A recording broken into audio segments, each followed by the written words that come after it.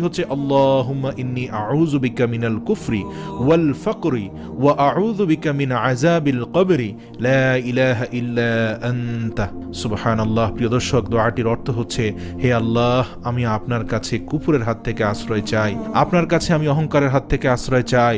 ইয়া আল্লাহ, আমি কবরের আযাবের হাত থেকে আপনার কাছে আশ্রয় চাই, আপনি ব্যতীত আর কোনো ইলাহ নেই। প্রিয় দর্শক, এই ফজিলতপূর্ণ দোয়াটি আপনারা মুখস্থ করে নেবেন এবং আপনারা প্রতিদিন এই দোয়াটি ইবাদতের পর পবিত্র অবস্থায় 3 বার করে পড়বেন।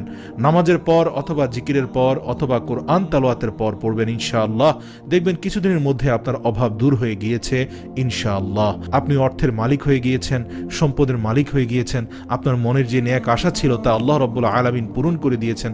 মনে রাখবেন, একমাত্র তিনিই পূরণ করার মালিক, তিনিই আশা কবুল করে থাকেন। প্রিয় দর্শক, আমরা আল্লাহর কাছে চাইব, নিজে পরিশ্রম করব এবং আল্লাহর উপর পরিপূর্ণ আস্থা রাখব।